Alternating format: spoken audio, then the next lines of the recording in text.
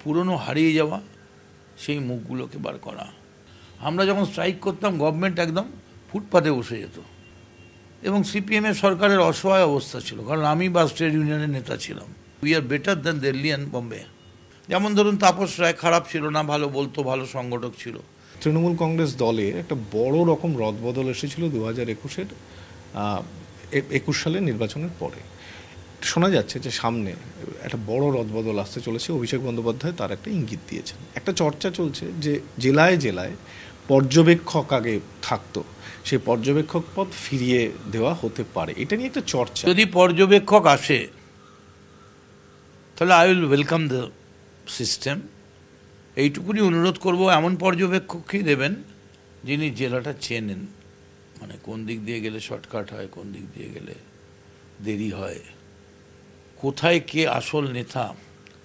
পর্যবেক্ষকের কাজ হোক খুঁজে খুঁজে ছানবিন করে পুরনো হারিয়ে যাওয়া সেই মুখগুলোকে বার করা, যাতে নবীন প্রবীণ একটা মিলিতভাবে মিলিত প্রয়াসে তৃণমূলের মধ্যে যেন সত্যি জনগণের গর্জন আমরা দেখতে পাই। আরেকটা কথা বলি, এই যে পর্যবেক্ষক বলুন, মন্ত্রিসভা বলুন, বা যেখানেই অদল বদল হোক, এর মাপকাঠি হোক আনুগত্য। তার কারণ আমরা এখানে আনুগত্য 70 আর পারফরমেন্স 30। তার কারণ দেখবেন যখন নির্বাচন হয়, মমতা ব্যানার্জিও বলেন, আমরাও বলি যে 294টা সিটেই মমতা ব্যানার্জিই ক্যান্ডিডেট, 42টা পার্লামেন্টে মমতা ব্যানার্জিই ক্যান্ডিডেট, এত হাজার পঞ্চায়েত সিটে মমতা ব্যানার্জিই ক্যান্ডিডেট। অর্থাৎ প্রত্যেক জায়গায় আমরা মমতা ব্যানার্জির মুখটাকেই সামনে রাখি। ফলে যেখানে মমতা ব্যানার্জি নিজে উন্নয়ন করছেন সেখানে আলাদা করে খেলার, মানে এটা মেসির মতো, অন্য কোনো প্লেয়ারের খেলার কোনো জায়গাই থাকে না। কারণ মমতা ব্যানার্জি মেসি রোনাল্ডো নেইমারকে মেলালে যা হয় তার থেকেও বড় প্লেয়ার। তো মমতা বন্দ্যোপাধ্যায় নিজে যেখানে খেলছেন সেখানে আমাদের আনুগত্য হোক মেন।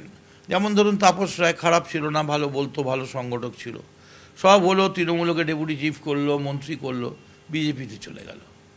একসময় শুভেন্দুকে বিশ্বাস করে মমতা ব্যানার্জি ঢেলে দিয়েছিলেন, মানে আজকে অভিষেকের যতগুলো পদ আছে তার 5 গুণ পদ ছিল শুভেন্দুর। তাতে লাভ কি হলো? চলে গেল, বেরিয়ে গেল। সেখানে আনুগত্য হোক প্রধান মাপকাঠি, যে there are 2 rules. Rule number 1, boss can do no wrong, আর রুল 2 হচ্ছে if boss is wrong, see rule 1। সে আরেকটা ফ্লোর তৈরি করবে, আরেকটা করিডোর, পাওয়ার করিডোর তৈরি করবে, তাহলে সে তার থেকে বড় মূর্খ আর নেই।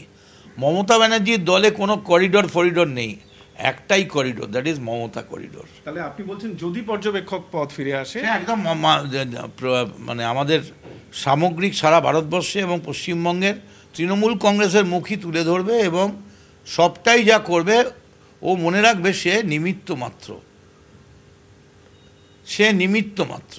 খায় যে চিনি তারে যোগায় চিন্তামণি। 1500 বাস তাদের সময়সীমা পেরিয়ে যাওয়ার জন্য বাতিল হচ্ছে। 1500 বাস। মদনদা, গণপরিবহনের অবস্থাটা কি দাঁড়াবে?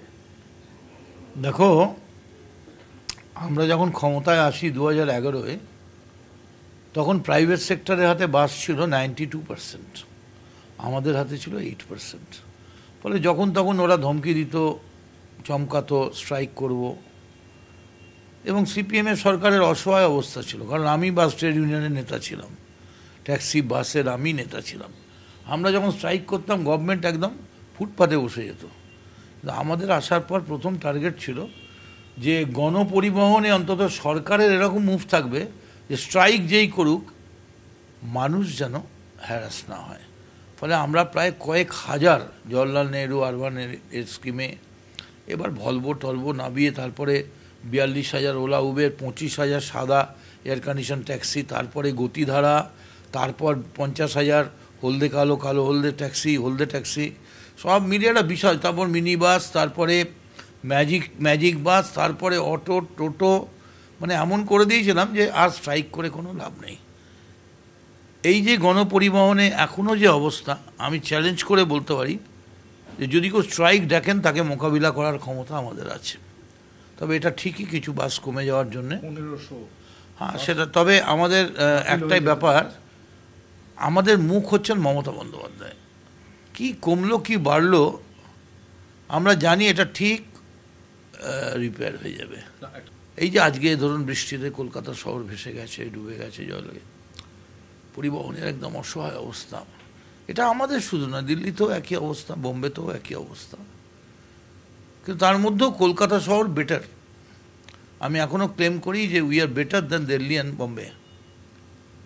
হাউএভার আমরা চেষ্টা করছি। কিন্তু কথাটা হচ্ছে যে এটা টেকনিক্যাল ব্যাপার, 1500 বাস যদি বসে যায় সেটা রিপ্লেসমেন্টটা কিভাবে হবে? আমাদের কাছে এত বাস রয়েছে যেগুলো একটু সামান্য টুকটাক একটু কোথাও ক্লাচ, কোথাও ব্রেক একটু টাচ করে দিলেই রাস্তায় নেমে যাবে। We will face the tackle, will face the battle, don't worry.